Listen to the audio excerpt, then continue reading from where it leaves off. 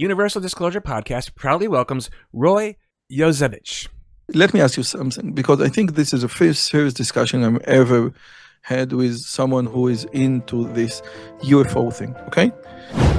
What's your motivation? Let's say tomorrow morning that President Trump says at Nevada 51 press conference and said, guys, we have UFOs, okay? And some of them are very similar to what you think, like an ET. Let me phrase it differently. If UFOs actually exist, it could be that we have like this Independence Day kind of UFO. It could be. The following program is presented for general information, education and entertainment purposes only and is not intended to be advice of any kind. The content, views, thoughts and opinions expressed in this program are those of the individuals involved. The use of information on this program is at the user's own discretion. Stuart, what's going on with you today? Hey, Mike, 2026. You know what I've been thinking about? You and I have been on this journey a long time, and we are actually getting closer to disclosure. It's happening exponentially. Now, in the last few years, there's been more talk about this topic than I have ever heard. This could be the year. Okay, sure. I really do have the perspective that disclosure has happened many times over, and everyone missed it because it didn't happen the way you wanted it to. That's what I do believe. But I also believe that disclosure is an ongoing process, and it's an individual journey to find out and discover what this all means to you. Like, why should anyone give a crap about any of this? You know, that's why we're here. All right. Well, I've just realized in the moment that you said that, that's a natural slow disclosure. It's happening organically, naturally, in a slow way. It is. Well, I do agree with you that it's speeding up. And interestingly enough, I was going to say exactly that with our guest today. We're going to be touching on AI for sure, and you're going to understand why in a second. But the person who reached out to us is specifically said, I want to give the Jewish perspective on this topic. And I was just like, yes, I've wanted to have that conversation. Like, since we made our first ever introductory episode where it was just you and I introducing ourselves to the world, I wanted to have this conversation like then. So it's been a long wait for me for this conversation to happen. That's fantastic. Not only the Jewish perspective, but we've got that AI level as well. I'm really looking forward to this. Yeah, okay, so now how in the heck does the Jewish perspective tie into AI? Well, since you asked, today we are going to be speaking with, and I hope I say this name correctly, Roi Yozevitch. And Roi is an assistant professor of artificial intelligence and head of the applied AI lab at Ariel University, where he works on cutting-edge machine learning while constantly asking what all of this means for human beings, ethics, and faith. Outside of the university, Roi runs a YouTube channel with over 500,000 monthly views, where he hosts long-form conversations with leading scientists, thinkers, and public intellectuals about the mind, creativity, free will, and the future of AI. Alongside of his academic work, Roi has spent years teaching Maimonides, who, again, I hope I said that right, is a Jewish rabbi and philosopher from the 1300s, with the quote-unquote Guide for the Perplexed, and developing what has become the largest online course on his philosophy. Roi has written 4 books on learning, human potential, and the impact of technology on our lives, and his work sits at the intersection of AI, psychology, and religious thought. His specialty is translating both complex AI ideas and dense medieval philosophy into clear and an engaging language for educated but non-specialist audiences. Oh, Mike, that's absolutely fascinating. What about the intersection between medieval discussions and AI? That's fascinating. That is. Talk about opposite ends of the spectrum, opposite ends of the timeline, you know? All right, I can't wait for this one, Mike. So let's just get right down into it. Universal Disclosure Podcast proudly welcomes Roi Yozevitch. All right, Roi, thank you so much for joining us and for your time. We're looking forward to this conversation with you for sure. Thank you. So to get us started, this channel we talk about AI, which of course we want to talk about that with you as well. We talk about spirituality, but we're primarily based in the UFO and ET phenomenon. I'm actually a UFO field investigator for MUFON. It's this independent podcast. I'm not talking on behalf of them, but I investigate sightings on a daily basis almost, and I speak with people who've had sightings or encounters or interactions. So that's where we are, and at our core is with all of the UFO, let's call it disclosure that's happening in the U.S. and in the U.S. government and such. We're trying to reach out and just like, why should the everyday person even care? Like, what does it mean for us as people? So, with your background, I'm curious, what would be the consequences, if you will, to the Jewish beliefs and traditions if, let's say, the president of the United States were to come out and say, like, UFOs are real, and we're not alone in the universe type of deal. What would happen, if anything at all? How about there? Okay, so let's unfold it because it's a very serious question. I want to start with I think it's a joke, but the best argument for having very intelligent creatures in outer space is that they decided not to come and visit his, planet Earth. Huh. And I think that we can start with this joke. And the other thing, and again, I say nothing about, the probability because I really don't know. I find it very interesting that, movies like the Third Day and E.T., etc., are very famous, are very popular in the US, but in Israel, generally speaking, we don't have a UFO movement. We don't have a very massive UFO movement. And I think, and again, it has nothing to do with the objective question whether UFO actually exists. I think that basically UFO is a threat to humanity. And we can see it, the Third Day is a very, very good example. Independence Day, I think. Yes, it's a Third Day. Okay. And I think that in Israel, we have enough threats that we don't need to go to outer space and seek a new threat. We don't need people, getting bombed, in Israel in the last 2 years. We have had so many threats, genuine threats, from our neighbors that, we don't need to invent or to seek for another threat. And this is why I think the entire UFO movement is very niche in Israel. And I think that this is a very interesting subject, to ponder about. If you have a real enemy, a real threat facing you, you are less likely to say, maybe there is another threat. Maybe if everything, Israel and Palestinians, and Egyptian would have, live in peace, maybe, a new Israeli movement of UFO would have emerged. But up until now, we don't have such a movement. And I think this goes back to the idea of the existential threat or the existential, fear that someone or something can come and destroy us. I think that this is a very interesting thing.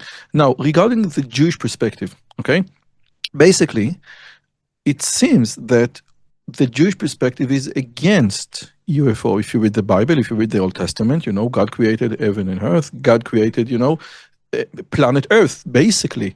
So if God is entirely focused on planet Earth, how come there are other forms of human beings or extraterrestrial or I don't know what? It seems that if we find that there are indeed intelligent creatures in outer space, I think it will be a very challenging evidence or a very challenging fact to normal Jewish people. How come? Okay. Now they can, just like, in the Hitchhiker Guide to the Galaxy, the rabbis can come with great answers. But I think, deep down, I think it's a problem. Okay. What do you mean by problem? I mean, you've really made me speechless already, quite frankly, by what you're saying, because I can completely understand the perspective at where you're coming from, and but what do you mean by a problem exactly? I think that if extraterrestrial, if intelligent creatures are out there, and God has nothing to say to those creatures, okay? So maybe this is not the God of the entire entity, of the entire reality. This is just, the God of planet Earth. And we don't think that, according to Judaism, the entire thing is God is is a formal cause of the entire reality. And if something like, intelligent creatures in space are not found to be in the Bible, in the Old Testament, in the New Testament, this is very suspicious. You didn't know it. So I think it will raise very serious question to believers, not just Jewish, but Muslim, Christians, Buddhists, I think, we say, okay, it doesn't matter. But to all the monotheistic religions, all the three big religions, it will create profound challenges that can be and will be tackled and will be solved using, very interesting and very smart apologetic arguments. But there is a very big question regarding how come the Old Testament said nothing about such a huge phenomenon. Okay. From a perspective of a UFO investigator and a lifelong researcher of this topic and phenomenon, also potentially from an American's perspective too. But I would say to that, there's a reasonably good argument to be made that even in the biblical times, there have been references. Now they like what we call chariots of fire or something like that, or winged, your quintessential angels or whatnot. Like there's people who believe that they were describing potentially UFOs, but they didn't have the language or the labels that we have today, so they were using what made sense to them at the time. I don't know if that would resonate with you at all or not, but yeah, definitely. The most, I think the most famous book was I don't know how you call it, but Erich von Daniken, I think, Yes, yeah. He recently just passed away, unfortunately. Erich von Daniken, I think this is a very good book and a very inspiring. Erich von Daniken is a great writer, but the funny thing regarding the writing of Erich von Daniken is basically that Erich von Daniken tried to explain the things that were, for the Israelite in the technologies of his own time. It's like, and I'm not suggesting he's actually said it, but the basic premise is we found the disk of Windows 95 in, therefore, so the entire thing of Erich von Daniken, he used basically the technologies that he knows, like in the, I don't know how you say it, the big box where the 10 Commandments were stored, that it was like a resonant magnet. How you say it in English? The covenant? The Ark of the Covenant? The Ark of the Covenant, okay? So basically, if an intelligent life form, or intelligent civilization can come all the way, from, I don't know, from hundreds of yearlights, okay?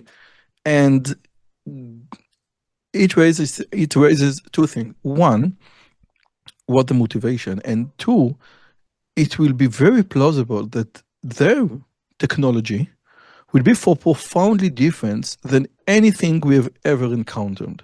And I think what the basic flaw with Erich von Daniken argument is, he tries to, to push everything into the technologies that he, in the late 70s, 80s, was familiar with.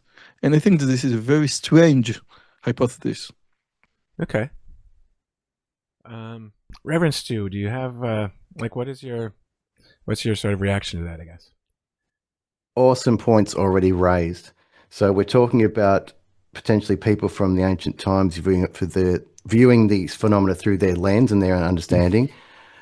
And then Roy's bringing up a good point about Erich von Daniken basically doing the same through the lens of the 70s. So it needs a more expanded view on the phenomena. I'm very interested in how the AI technology may factor into this, because it's quite possible that some of these probes are AI probes, either from other civilizations or our own timeline, or other. There's probably technology we're unaware of now, which is observing us. It could be one of those things. Do you think, Roy? We have no idea how such a technology could be emerged. You know, just think about the entire progress conducted in the last 3 years. Let's say that you have a different civilization that has 1,000 years, okay, for progress, before us. Wow. 500 years ago, people still, this was the Middle Ages, the Dark Ages. So with all the technology, with all Neuralink, okay, we are witnessing such a great, such a massive leap in technology, in understanding of science. And everything, guys, we are just carbon-based. We haven't created. We are starting, to create or to manipulate carbon-based atoms or cells in order to have embodiment, to have AI systems with body, which is very important. This is why LLM, will reach a peak. We need a body in order to understand. But I think, again, just like the creatures down there in the ocean are profoundly different than the creatures on Earth and the creature, on the surface of the ocean, and an outer space civilization.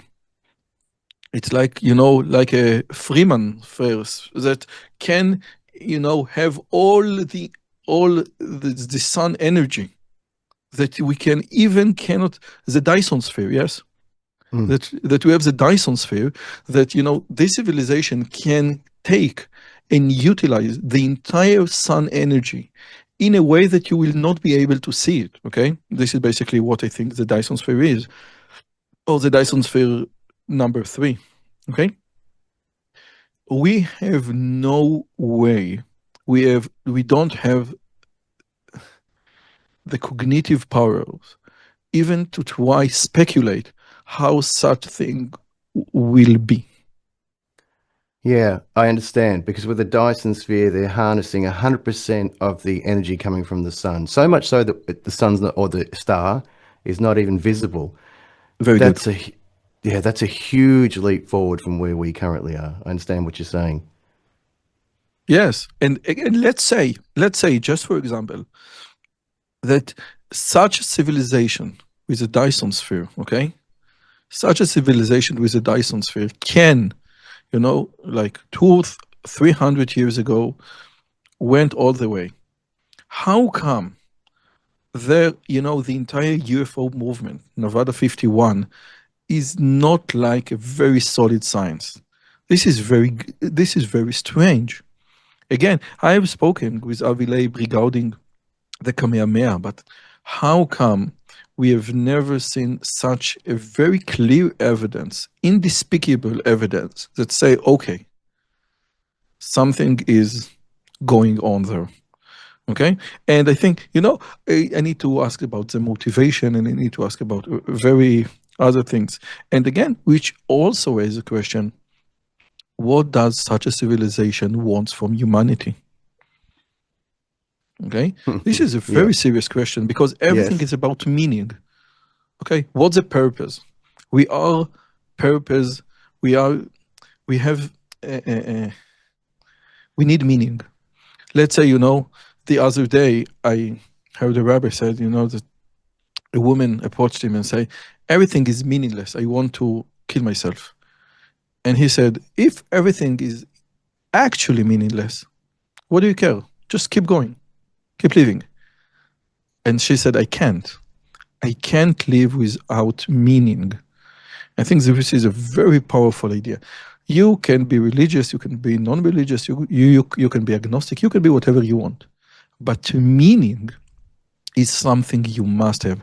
And you know, it is very funny that Richard Dawkins has a very important, critical, passionate about life meaning, you know, going and tell everyone that life has no meaning. But if you look at the passion that Dawkins has in his lectures, he has meaning. He has something to get up in the morning and educate the people and say, guys, life has no meaning. Yes, it just doesn't apply on you. Wow. Okay. I suspect the AI is going to reach a threshold where it seeks to understand about its creator, i.e. us humans, where it seeks to understand about its origin, where AI seeks meaning. What would you say about that, Roy? First, you know, 2 days ago, Yuval Noah Harari made a speech in the World Economic Forum and said basically that if books are just a combination of words, AI will take over books. If laws is just combination of laws, of words, AI will take over the legal system. And this is particularly true for the monotheist and the religion of the book. Judaism is called the religion of the book. And he said, no one can learn and study the entire books or the entire words of every Jewish aspect.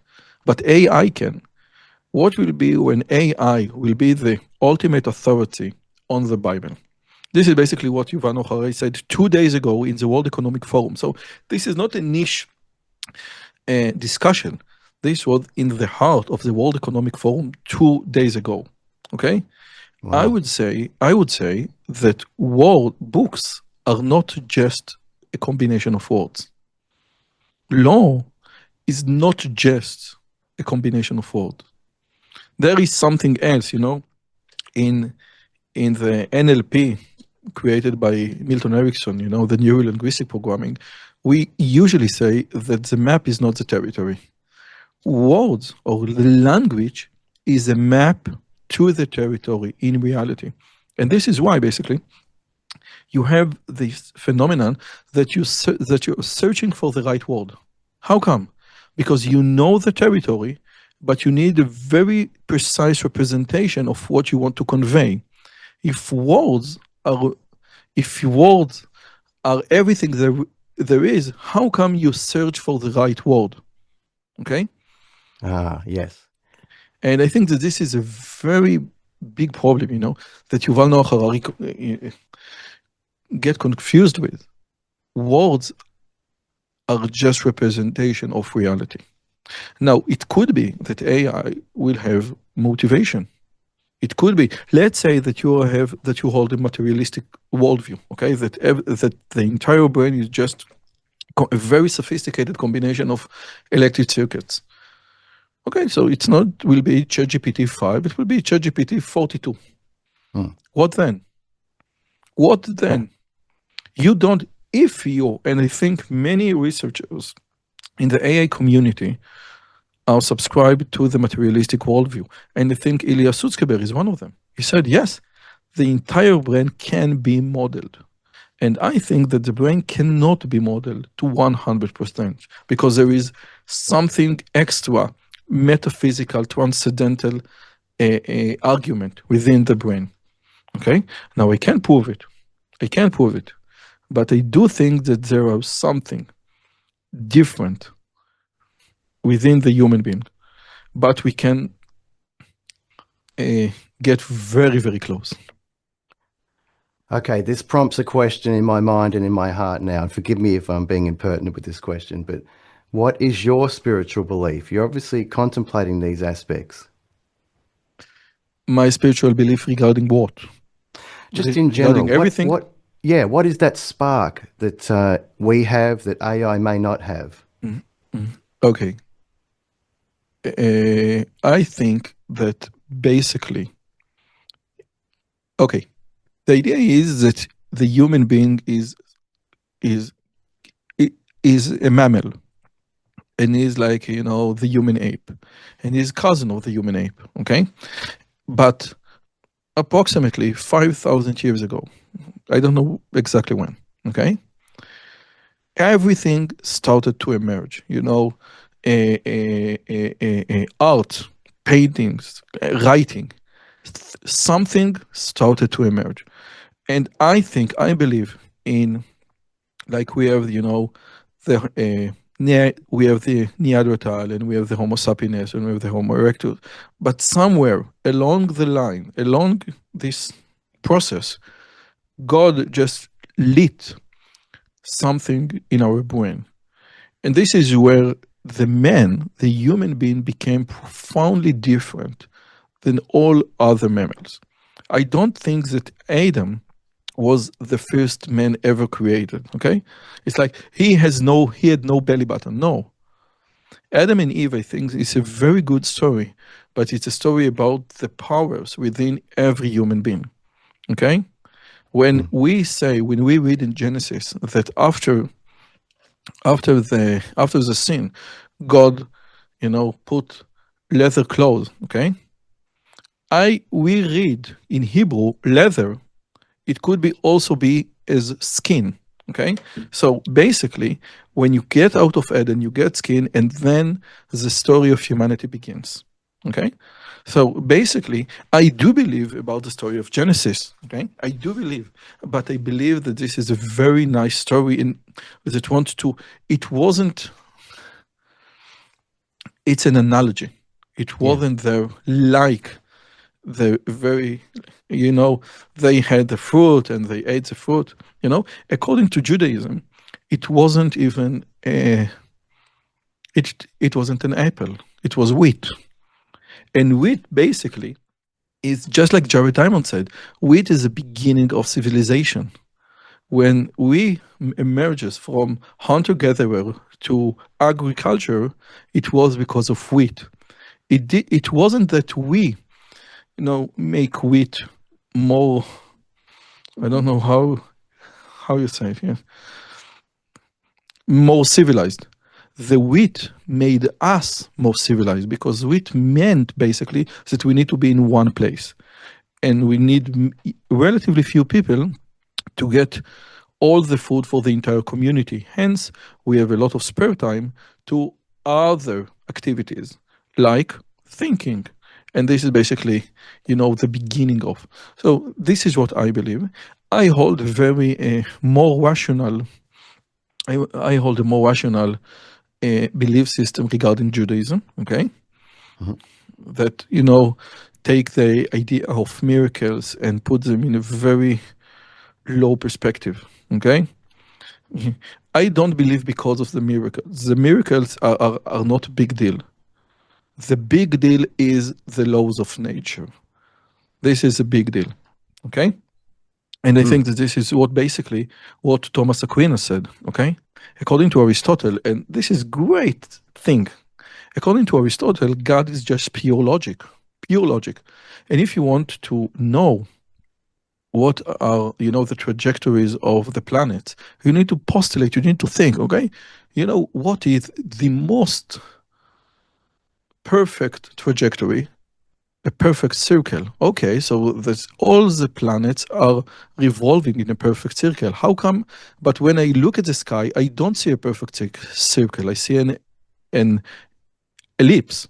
And then they came up with very sophisticated ways to make sure that there is a perfect circle, but you see an ellipse because the Earth is not in the middle, etc. Blah blah blah blah blah. According to Aristotle, God is pure logic. According to Thomas Aquinas, which got it from Maimonides, God also utilized free will in the creation of the world, which means that if you want to know how God created the world, you need to go outside and make field experiments. And this is this is a foundation of the entire scientific revolution, started with Francis Bacon and René Descartes, etc. All this foundation can be traced back to Thomas Aquinas and Maimonides. When we say that God also used free will, so then in order to really understand what he chose to do, we need to conduct field experiments. And the entire scientific revolution starts with this notion by Thomas Aquinas. I see. So we need to exercise our free will to model on a fractal level that same evolution or that creation. I understand. If I can jump in here too, because Roy, when you were saying what you were a couple minutes ago, when you were talking about the idea that, if I sort of heard it correctly, that there's more to us than this flesh body or whatnot, but there's no way to prove it. That's sort of the crux of the whole UFO conversation, if you will, too, because there's evidence, depending on who you are, maybe you believe in the evidence or not, but I think there's plenty of evidence that there's something there. But if we go even farther down that conversation of, there's humans all over the world, hundreds of thousands, maybe more, who have had alleged interactions with beings that are not human looking. I don't know if you've ever got into what an ET might look like or whatnot, but there's plenty of people who don't know each other who have very similar accounts of things that happened, and most of the time there's no way to prove that other than they have this conviction that it happened to them, so for them it's real. For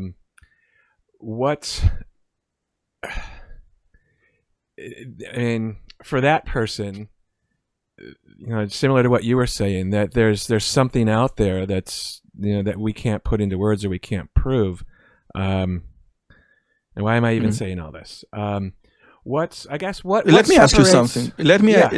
Please, let me ask you something, because I think this is the first serious discussion I've ever had with someone who is into this UFO thing. Okay. Now, everything that I know from the UFOs come, I think, from Hollywood and TikTok University. Okay. Now, from what I understand, we have like the good UFOs, like the Transformers, and I really don't mean to mock anyone. I really do want to understand. And we have like the bad UFOs, like the Independence Day movie. Okay.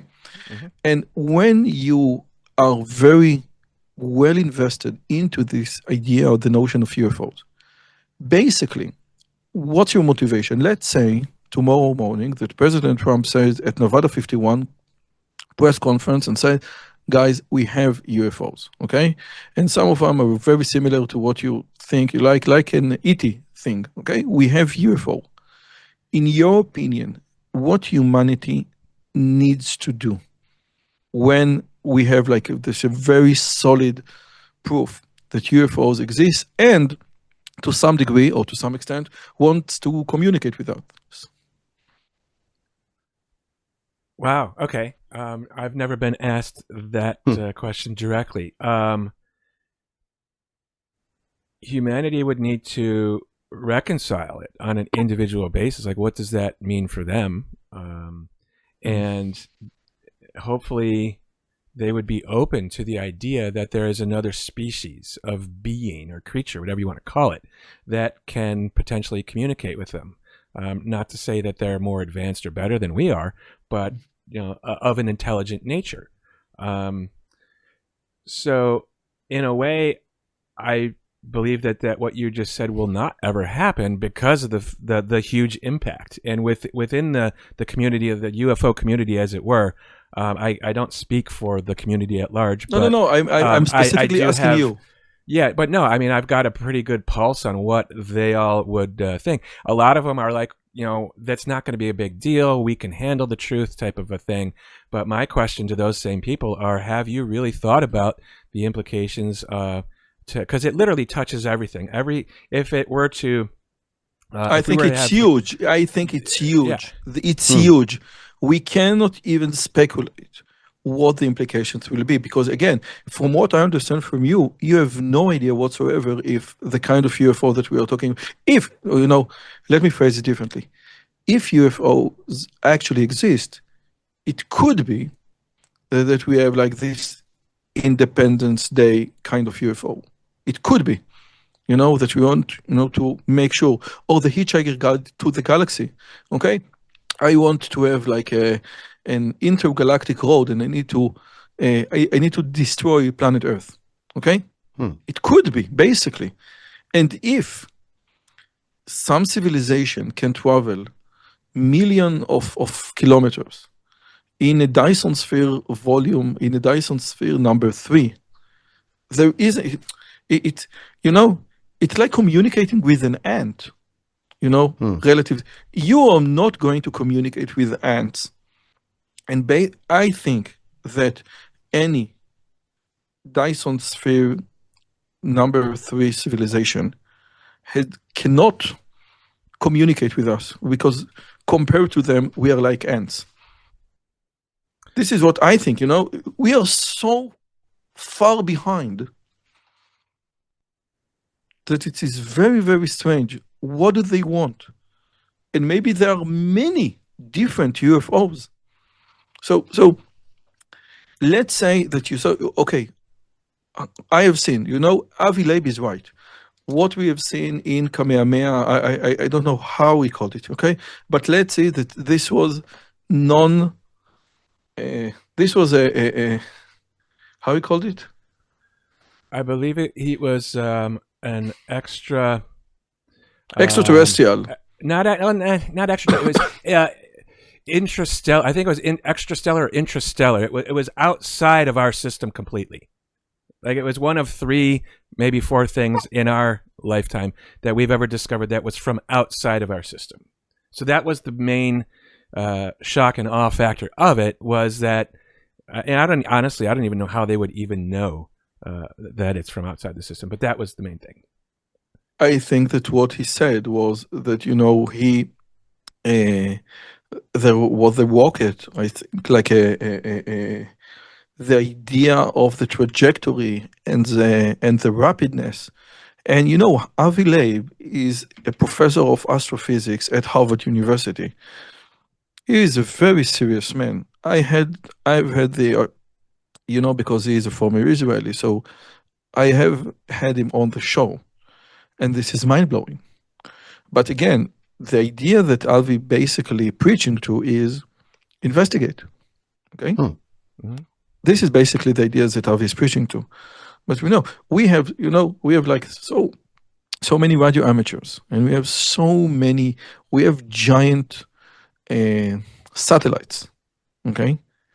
And, maybe there is, but I think I totally agree with you that those implications, whether humanity knows it, are going to be beyond anything that you can think of. This is like something that will shake everything. I would agree with that, and I would also say that, we can never prepare 100% for it. We can talk until we're blue in the face and postulate of this is going to happen or that's going to happen or whatever. But at the end of the day, we're never going to know what's going to happen until or unless we do it. And then once the cat's out of the bag, you effectively have no control over what happens. So I think that, the powers that be are trying to potentially retain control over something that which you cannot control, and that's why they're just touching upon it here and there, having conversations. But here's what I want to say to you. I love this conversation, by the way. This is probably going to be one of my favorites ever.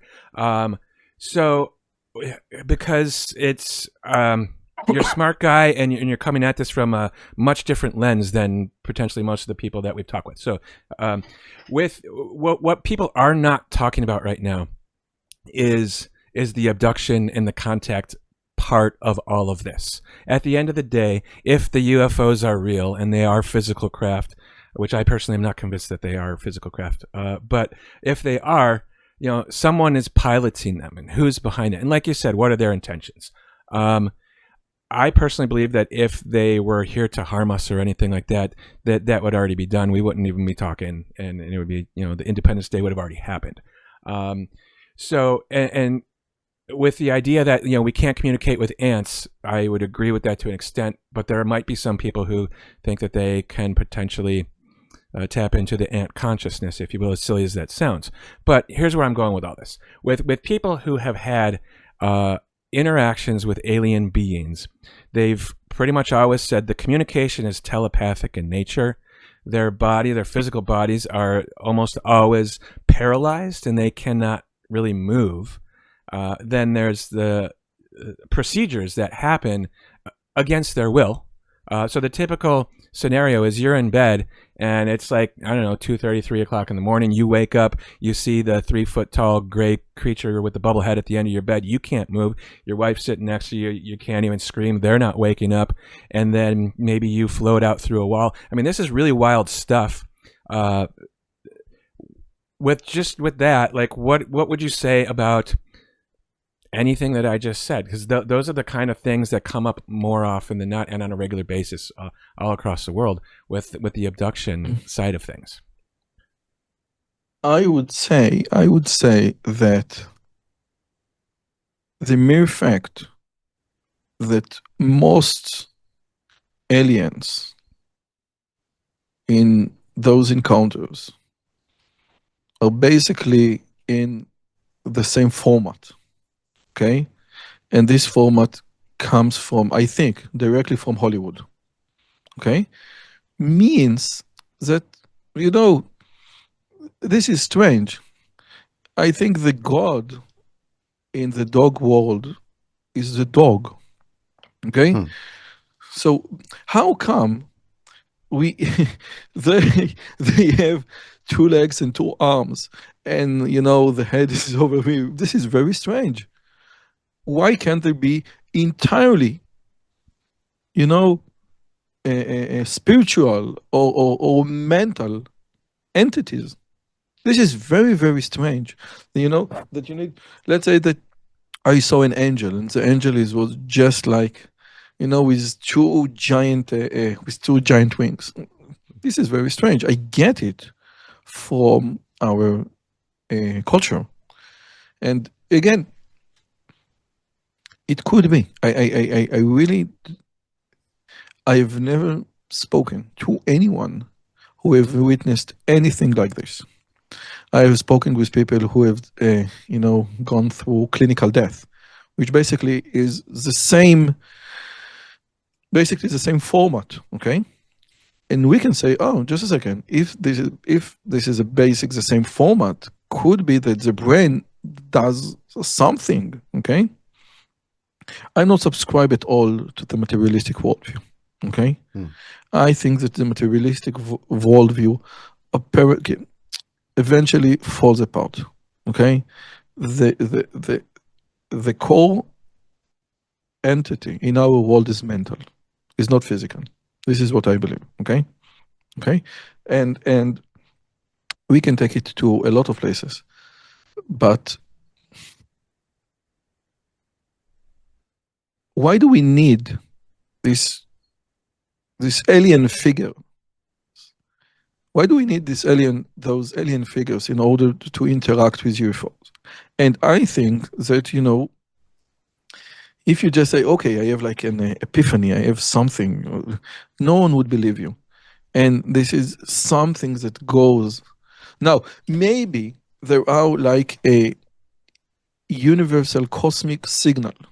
Basically, Maimonides called it, the active brain. Okay, that there is a cosmic signal that you can connect to. Okay, and very smart and very inspireful and very insightful people throughout history, I think, have connected this universal signal. It's just like, it's not just like, but a very good analogy is radio waves. Okay, I cannot see radio wave, but if I tune myself and I have a transmitter and I have a receiver, I can connect to a universal cosmic signal. Okay, that in this signal, reality operates in a different level.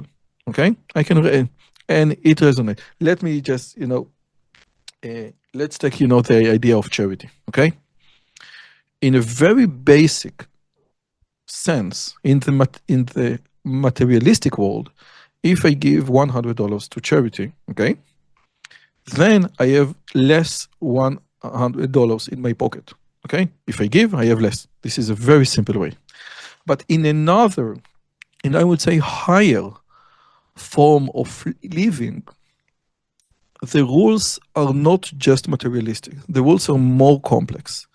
And if you give, you can say that God, brings you back, or you can say that God created the world using karma, that the universe gives you back. Okay? I prefer the latter. God created the world in such a way that the universe gives you back. Not always, but this is basically the idea. Now, there are non-physical rules in reality, and there is a constant transmitting signal that some people can connect to. Okay? And this is something that I truly believe. Now, would you like to call it UFOs? Okay, maybe. I don't think that you need UFOs, okay? Because this happens regarding when you believe, where you believe, if you believe in UFOs or not, okay? But again, I have never experienced anything like this. So maybe if someday I will change my mind. I have never, ever experienced anything remotely similar. Okay.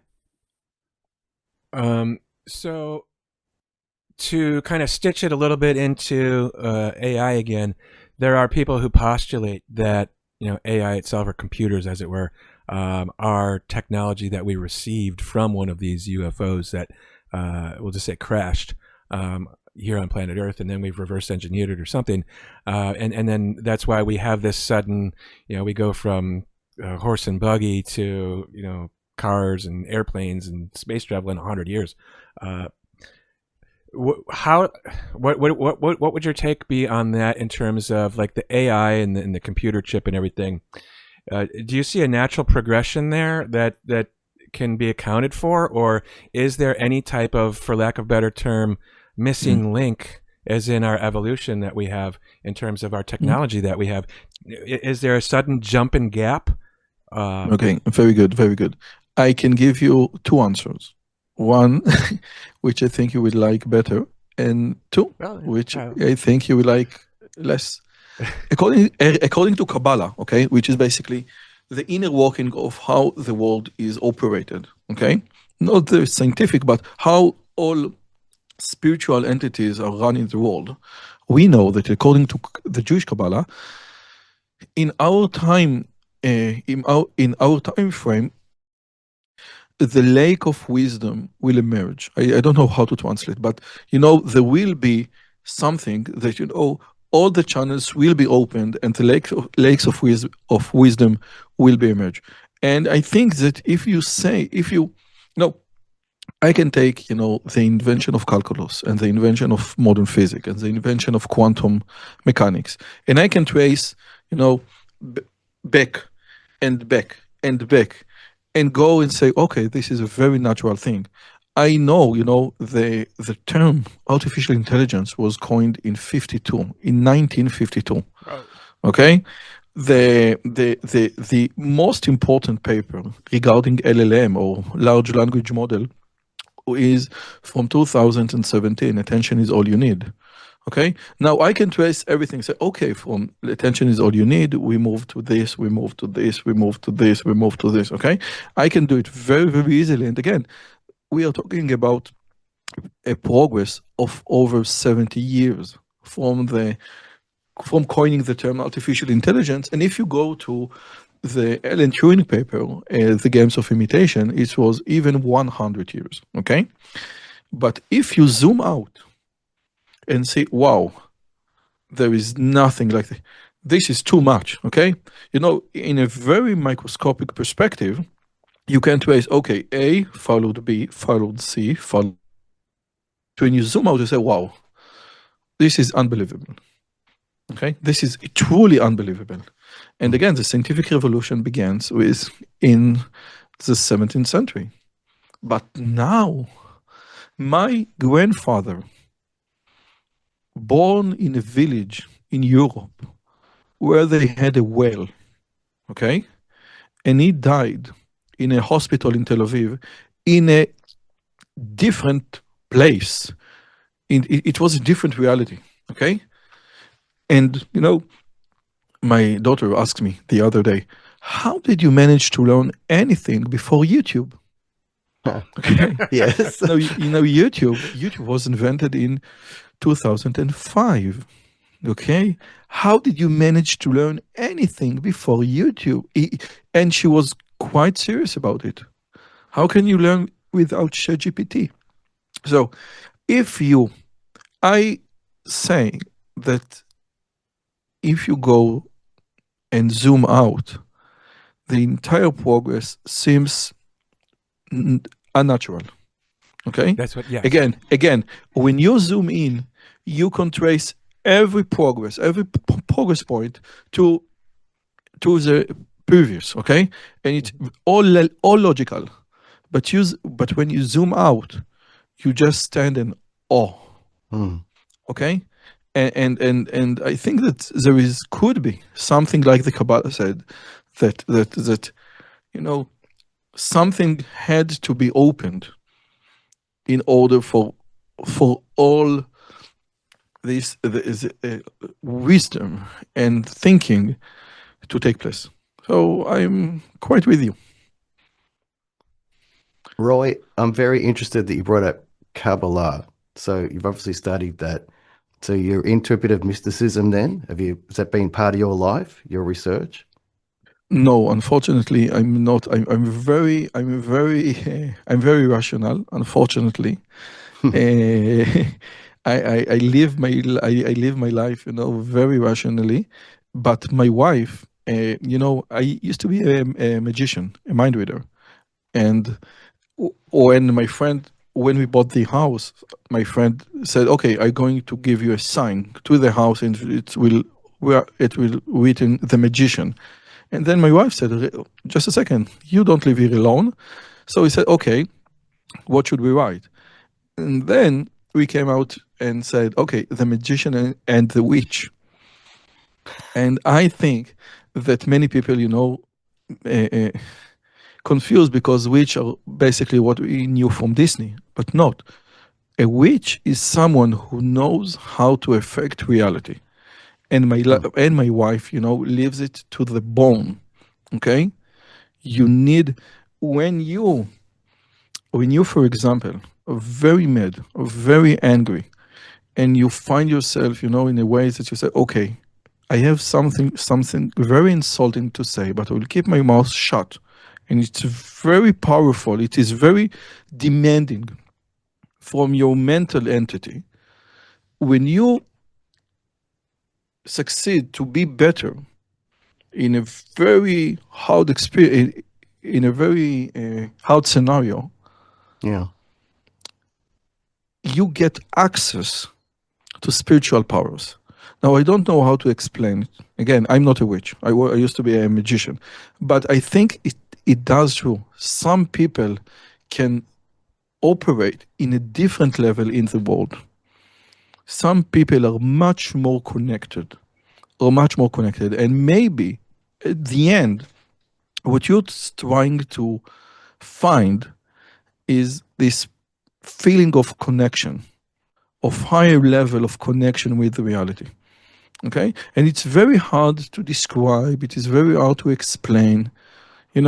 We try to do it, using our sense of imagination, like, the avatar, when he connect with the tree and the Iowa can hear everything. But it is very hard. It's like, someone asks you, "Okay, what is love about?" Let's say that your kid asks you, "What's his love about?" And you say, "It's like a roller coaster." Okay. And he went on a roller coaster. He will not understand. He will not understand. But you and me know that you didn't lie. It is like a roller coaster. But in order to understand it, you need to feel it. You need to observe it. And this is something very, very hard. That something cannot be taught unless you experience them. Wow.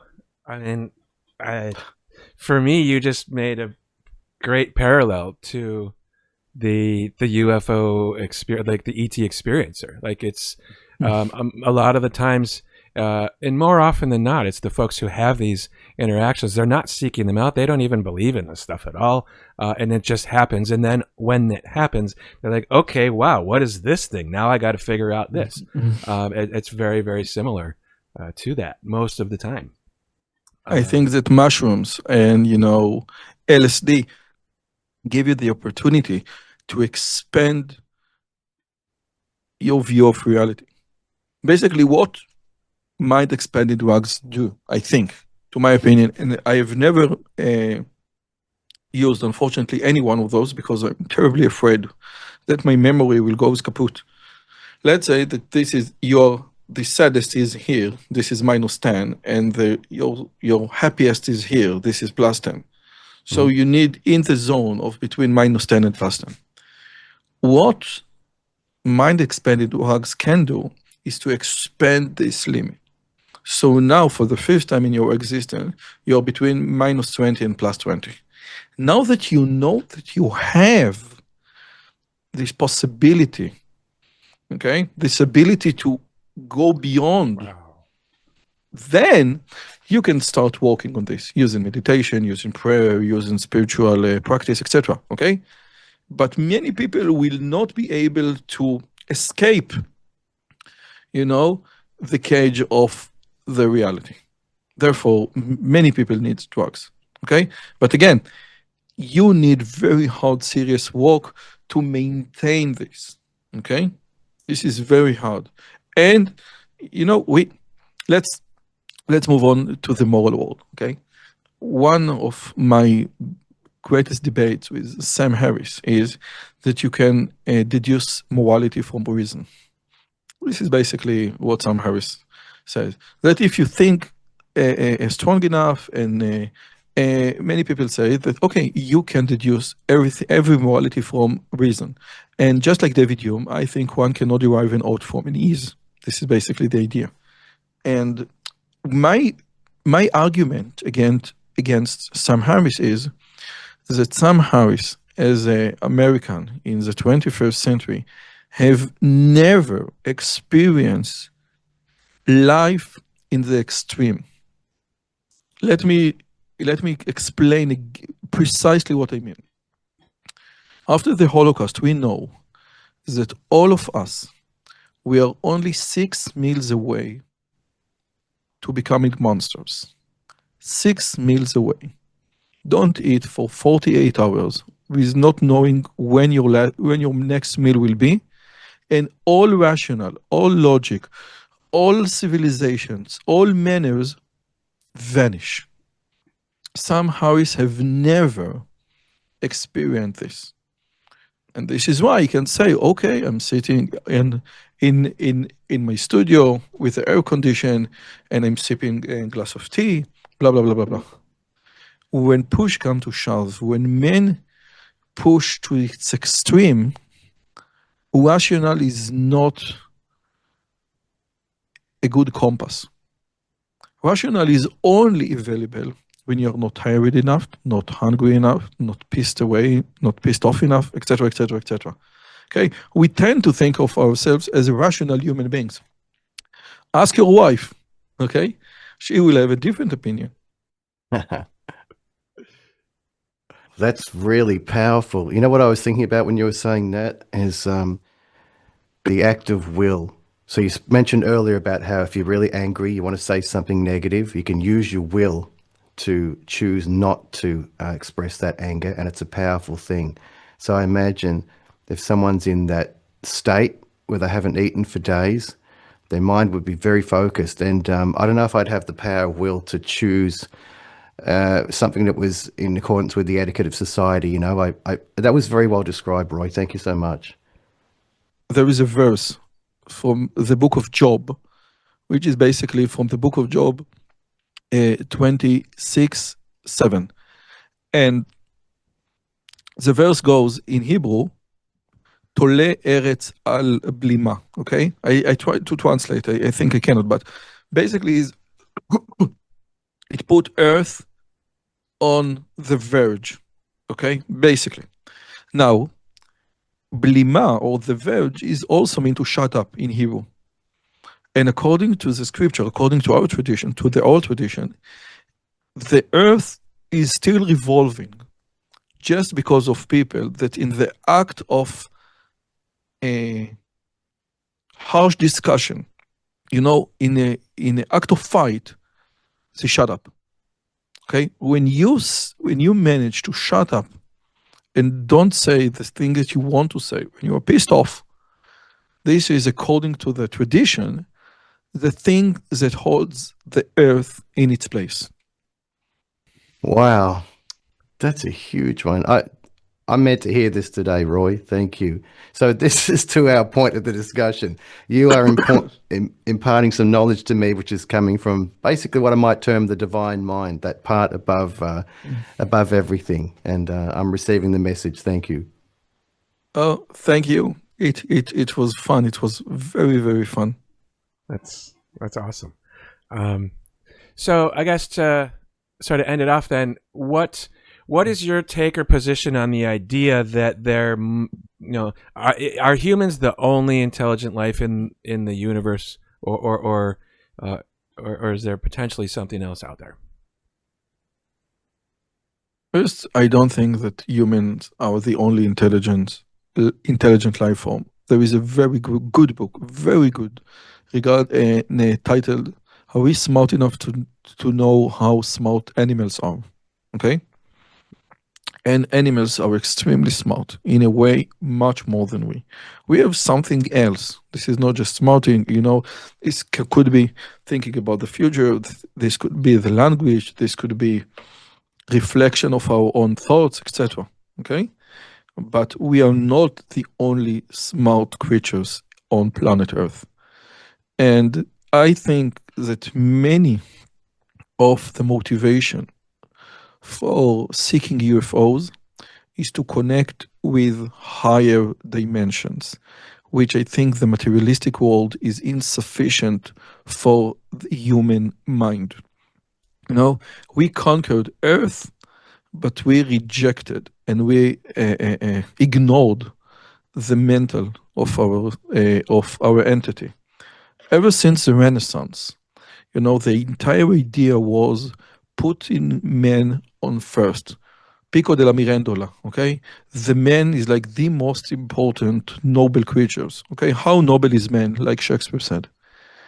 But there is a trick. If you put yourself at the top of the hierarchy of your entity, of your reality, you will be miserable. You will be miserable. In the US, we talk about the Bill of Rights and the rights. In Judaism, we don't speak in terms of rights. We speak in the terms of obligations. It's not that you ask, what is my right? Is you ask, what is my obligation? And I think that we can learn a lot from the UFO movement, that people need tremendously, and this is real, this is 100% real, need something deep with higher dimension. The materialistic world cannot provide fuel to go through life, okay? And I think that the motivation underneath this movement is 100% correct and real, and should be treated with intelligence and with empathy and with understanding. Then we need to think differently about the materialistic worldview. Wow. Thank you very much for. I can't tell you how great this conversation was. Absolutely awesome. Thank you. Reverend Stu, that was like next level stuff. That was absolutely amazing. So many insightful comments from Roy. Now, I've been wrestling with something since the year started, and it's this is my personal life. It's got to do with when to speak up, when not to speak up, maybe when I'm angry or I want to point something out. When's the right time to do it? And he's really given me something to think about with that. Wow. Yeah, I realize sometimes something that might be important to me isn't important to anyone else. So I need to just get a bit of calibration this year on that kind of thing. Okay, that's awesome though. Another we'll call it a serendipitous point, right? Because that happens quite often here on this channel. Yeah, Roy blew me away again and again. Like, wow. One of my first takeaways is that the different perspectives of, for lack of a better term, the different religious perspectives, right, are remarkably different, and way more so than I ever realized. It's one thing to talk about, the different religions and just name them, right? But to hear from a different perspective, I don't know. It's not. I'm not putting it into words yet correctly. But that's one of my main takeaways from this conversation. Does that make any sense at all to you? I don't know. It does, yeah. That gentleman has a lot of knowledge. You mentioned about Kabbalah, which is the mystical aspect of Judaism. I was super impressed. And I wanted to ask you, Mike, about the fact that he was saying he used to be a magician. That's very interesting. I wanted to pick up on that thread, but I could have just spoken to him for hours. Yeah, me too. We were, under the time limits, as it were. I hope that we can maybe talk to him again at some point, because I got a bunch more questions that I'd like to ask, and I want to go into the AI topic with him a little bit more as well. But I thought it was great that he was open to our topic, as it were, and off the air there was a little bit of confusion or potential misunderstanding that I think all just washed away the moment we started talking with Roy, and that was wow. One of the other things he's talked about, he didn't use the word purpose. He called it I forget what he said exactly, but it was the same thing as purpose. Like everyone, meaning. I think he said, like everyone's life has to have meaning. Like Jeff Selver said, like when we were talking about the homeless people, I remember that distinctively too. Like everyone, you need a purpose, and the idea that the folks in the ufology world are seeking potentially a purpose or going beyond. There's a common theme or a thread, I thought, to what Roy was saying, to what our larger conversation is talking about, and there's this non-physical esoteric nature of all this stuff. He put it into words better than I could, I think. Did you notice also at the end he talked about how we can learn from animals, we can learn from dogs, that book he referenced? Now, he pretty much answered one of the questions that came up during our discussion, which is, what would an advanced civilization be interested in finding out about us? Well, there's a direct parallel with us wanting to find out about aspects of the animal kingdom, attributes that we've maybe lost along the way that we want to recapture. Interesting. Yeah, I want to toss out there too the idea, why do the ETs always have to be advanced? I mean, okay, they allegedly have more advanced technology than we do. That's, right. According to all the stories and the evidence, that's hard to prove. But why? Are they spiritually more advanced? Are they emotionally more advanced? I don't know. I don't necessarily think so. And maybe that's potentially their curiosity of that, just like we would have the curiosity of studying, the apes and such. Oh, fantastic, Mike. You're picking up on a really important thread there. Oh, wow. So many questions. And you know what's great? We're asking these questions. We're contemplating these issues. And an interesting thing, I'll just throw it out there. If none of this is real, there's no aliens, there's no UFOs, the fact that it's got us asking these questions is a beautiful thing. It absolutely is. And you know what I like about it too is, again, we sort of circled the globe here, and we had a conversation with Roy from Israel, and you're in Melbourne, Australia. I'm in LA, California. And the previous person we spoke to was also sort of new to the topic. So I like the idea, Stu, that we're starting to talk to people who are, they're not like the UFO celebrities, if you will. There's nothing against that, right? But I like that we're branching out and talking with people who are open to talking about it and find it like everyone. At the end of the day, everyone says like this is a big deal. This is a great conversation, and I'm honestly getting a little bit, I don't want to say unsure, but less sure of what I was thinking 1 or 2 episodes ago. Like, so I'm open to it. I'm open to admitting it. That shows you're an intelligent man and you're not being stubborn about this topic. And I try and be like that too. So I really respect that. And this is a whole side of the show I didn't even know was going to happen, that we're asking people from other paradigms, interdisciplinary approach that we're taking. It's just naturally happening. And I'm learning things. And I've got thoughts now regarding the topic that I never would have had if we hadn't had these discussions. So I'm very grateful. Yeah, me too. And I'm absolutely going to be reflecting on this conversation for many, many days, maybe even a couple of weeks. Like this was a big deal. A fantastic conversation. Thank you, Mike. Thank you for taking me on this journey with you. I absolutely love it. I love it too, and I appreciate you being here and sticking it out too. That means a lot to me as well. So thank you, my friend. Thank you. Much love to our audience too. See you back here real soon.